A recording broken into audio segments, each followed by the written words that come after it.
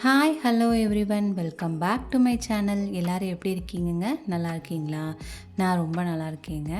Actually நான் என் பையனை தூங்க வச்சுட்டு நான் எப்படி வீட்டை க்ளீன் பண்ண ஸ்டார்ட் பண்ணுவேன் அப்படிங்கிறத நான் இந்த வீடியோவில் ஷூட் பண்ணியிருக்கேன்.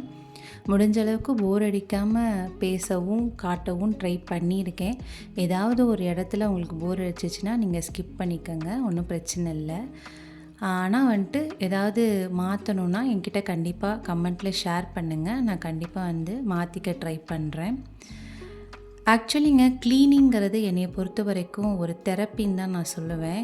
ஏன்னா நான் ரொம்ப கஷ்டமான சுச்சுவேஷன்ஸில் இருக்கும்போது நான் என்ன பண்ணுவேன்னா, ஏதாவது ஒரு இடத்த எடுத்து போட்டு நான் க்ளீன் பண்ணுவேன். அப்போ எனக்கு ஆட்டோமேட்டிக்காக என்ன ஆகும்னா, மைண்டு ஒரு டைவர்ஷன் கொண்டு போகும். ஒவ்வொருத்தருக்கும் ஒவ்வொரு விதமான விஷயங்கள் இருக்கும் மைண்டை சேஞ்ச் பண்ணுறதுக்கு. எனக்கு என் மைண்டை சேஞ்ச் பண்ணக்கூடிய விஷயம் என்னென்னா க்ளீனிங் தான்.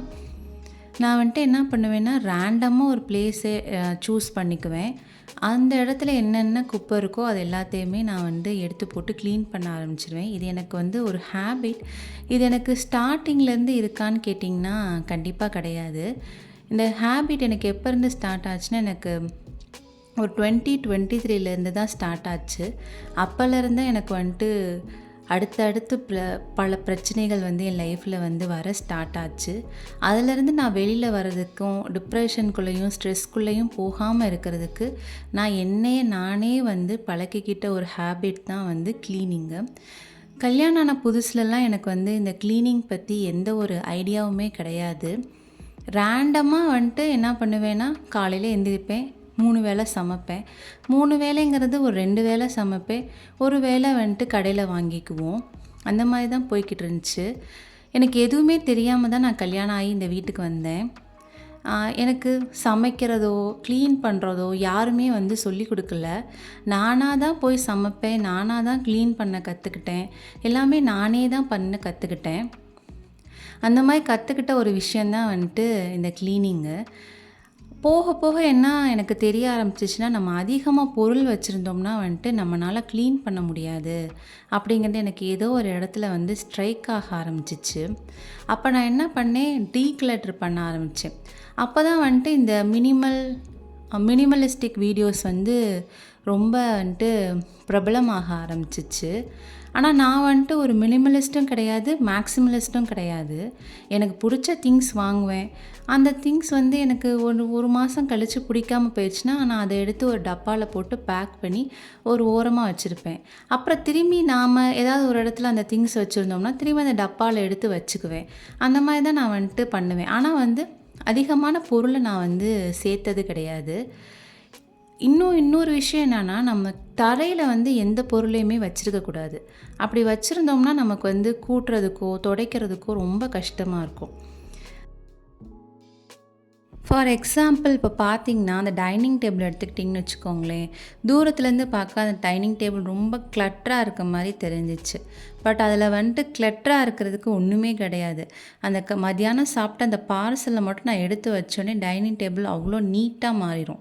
அதே மாதிரி நம்ம டெய்லி ரொட்டீன்லேயே நம்ம அந்த ஃப்ளாட் சர்ஃபேஸ் எல்லாம் க்ளீன் பண்ண ஸ்டார்ட் பண்ணோன்னு வச்சுக்கோங்களேன். தூசின்னு ஒன்று வீட்டுக்குள்ளே இருக்கவே இருக்காது.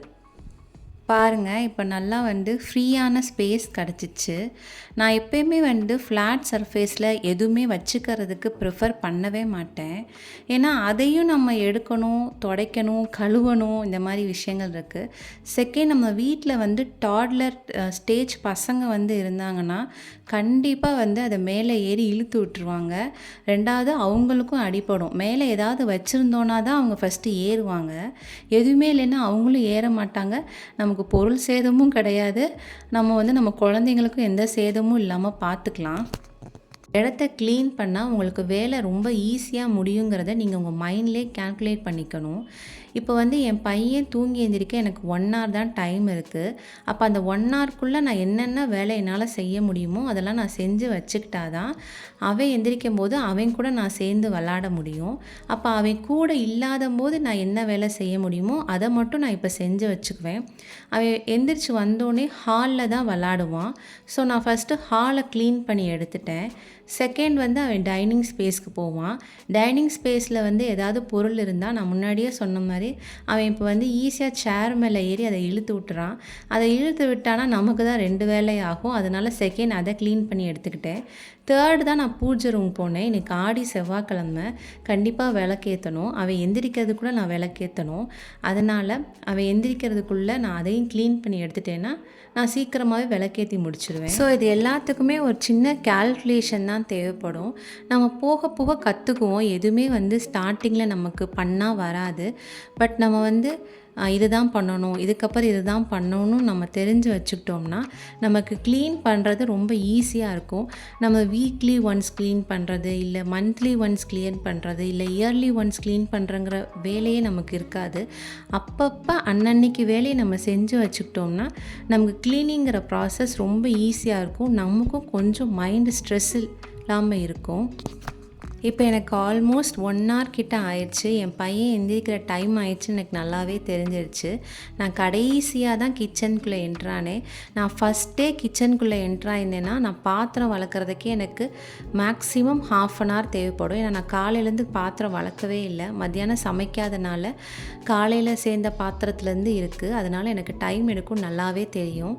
அதனால் நான் எதெல்லாம் ஈஸியாக செய்ய முடியுமோ அந்த வேலையெல்லாம் நான் ஃபஸ்ட்டு ஈஸியாக செஞ்சு முடிச்சிட்டேன். அவன் எந்திரிக்க போகிற டைமுக்குள்ளே நான் வந்துட்டு வெளியில் போய் பூ பறிச்சுட்டு வந்துட்டு பாலெல்லாம் காய்ச்சி ரெடியாக வச்சிட்டேன்னா அவன் எந்திரிச்சு வந்தானா நான் பால் கொடுக்கவும் டைமாக இருக்கும்.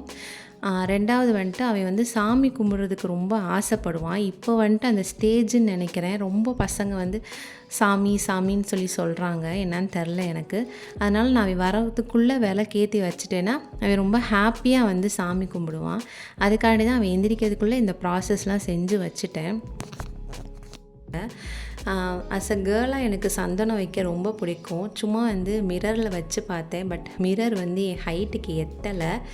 அதனால் வந்துட்டு சந்தனம் வச்சுட்டு நம்ம எப்படி இருக்கோம் அப்படிங்கிறத சும்மா பார்த்துக்கிட்டேன். இந்த கலையில் இருக்க கிளிப்பெல்லாம் வந்துட்டு இன்னும் ஒரு 5 மினிட்ஸ் தான் தாங்கும். எல்லாத்தையும் பிச்சு எடுத்து போட்டுருவான். நானும் வந்துட்டு அதை எதையுமே கேர் பண்ணிக்க மாட்டேன். முடிஞ்ச அளவுக்கு என் பையனை வந்து நான் எல்லாத்துக்குமே எக்ஸ்ப்ளோர் பண்ண தான் விடுவேன். எது கேட்டாலும் எடுத்து கொடுக்குற பழக்கம் தான் எனக்கு இருக்குது. பட் இது வந்து ரொம்ப தப்பான ஹேபிட். எல்லாருமே என்னை சத்தம் போடுவாங்க. பட் நான் வந்துட்டு எப்படி ஒரு பேரண்டிங் பண்ணணும்னு நினைக்கிறேன்னா அவன் முடிஞ்ச அளவுக்கு எல்லா பொருளையுமே எக்ஸ்ப்ளோர் பண்ணணும் அப்படின்னு நான் வந்து நினைக்கிறேன். ஃபைனலி வந்துட்டு 1 ஹவர் டைம் எனக்கு முடிஞ்சிச்சு. நான் பாத்திரம் வளர்க்க ஸ்டார்ட் பண்ணும்போதே என் பையன் எந்திரிச்சிட்டான். அப்புறமேல அவனுக்கு தேவையானதெல்லாம் பண்ணி கொடுத்துட்டு தான் நான் பாத்திரம் விளக்கி வச்சேன்.